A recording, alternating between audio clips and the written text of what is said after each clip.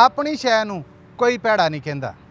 ਇਹ ਸਾਡੇ ਉਸ ਸਮਾਜਿਕ ਸਲੂਕ ਵੱਲ ਇਸ਼ਾਰਾ ਕੀਤਾ ਗਿਆ ਹੈ ਕਿ ਸਾਡੇ 'ਚ ਕੋਈ ਭੈੜੀ ਆਦਤ ਹੈ, ਕੋਈ ਭੈੜੀ ਖਸਲਤ ਹੈ, ਕੋਈ ਕਾਰੋਬਾਰ ਕਾਰ ਵਿਹਾਰ ਹੈ ਜਿਹੜਾ ਉਹਦੇ ਨਾਲ ਅਸੀਂ ਜੁੜੇ ਹਾਂ, ਸਮਾਜਿਕ ਤੌਰ 'ਤੇ ਉਹ ਖਰਾਬੀ ਹੈ ਜਿਹੜੀ ਉਹਨੂੰ ਵੰਡ ਰਿਹਾ। ਅਤੇ ਉਦੋਂ ਕਹਿੰਦੇ ਆ ਕਿ ਇਹੋ ਜਿਹੇ ਬੰਦੇ ਦੇ ਨਾਲ ਬਹਿਸ ਕਰੋ, ਅਤੇ ਉਹ ਕਹਿੰਦਾ ਨਹੀਂ ਮੈਂ ਚੰਗਾ, ਮੈਂ ਬੀਬਾ, ਮੈਂ ਵਧੀਆ, ਬਾਕੀ ਸਭ ਭੈੜੇ ਨੇ। ਅਤੇ ਇਸ ਮੌਕੇ 'ਤੇ ਕਿਹਾ ਜਾਂਦਾ ਹੈ ਕਿ ਆਪਣੀ ਸ਼ੈ ਨੂੰ ਕੋਈ ਭੈੜਾ ਨਹੀਂ ਕਹਿੰਦਾ।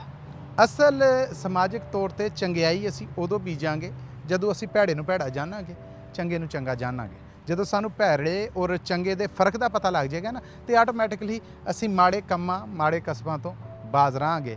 ਤੇ ਜਦੋਂ ਤੱਕ ਇਹ ਜ਼ਿੱਦ ਰਹੀ ਕਿ ਆਪਣੀ ਗੱਲ ਨੂੰ ਕੋਈ ਭੈੜਾ ਨਹੀਂ ਕਹਿੰਦਾ, ਆਪਣੇ ਕੰਮ ਨੂੰ ਕੋਈ ਭੈੜਾ ਨਹੀਂ ਕਹਿੰਦਾ, ਆਪਣੀ ਸਿਫਤ ਨੂੰ ਕੋਈ ਭੈੜਾ ਨਹੀਂ ਕਹਿੰਦਾ, ਆਪਣੇ ਕਾਰ ਵਿਹਾਰ ਨੂੰ ਭੈੜਾ ਨਹੀਂ ਕਹਿੰਦਾ, ਉਦੋਂ ਤੱਕ ਖਰਾਬੀਆਂ ਨੇ ਜਿਹੜੀਆਂ ਉਹ ਇਸੇ ਤਰ੍ਹਾਂ ਜੜ੍ਹਾਂ ਫੜਦੀਆਂ ਰਹਿਣਗੀਆਂ। ਸੋ ਇਹਨਾਂ ਤੋਂ ਬਚਣ ਕਾਰਨ ਜ਼ਰੂਰੀ ਇਹ ਹੈ ਕਿ ਅਸੀਂ ਚੰਗੇ ਔਰ ਮੰਦੇ ਦੇ ਵਿੱਚ ਫ਼ਰਕ ਨੂੰ ਜਾਣੀਏ। ਸੋ ਚੰਗੇ ਮੰਦੇ ਦਾ ਫ਼ਰਕ ਜਾਣ ਕੇ ਜੀਣਾ, ਇਹੋ ਹੀ ਅੱਜ ਦੀ ਕੰਮ ਦੀ ਗੱਲ ਸੀ।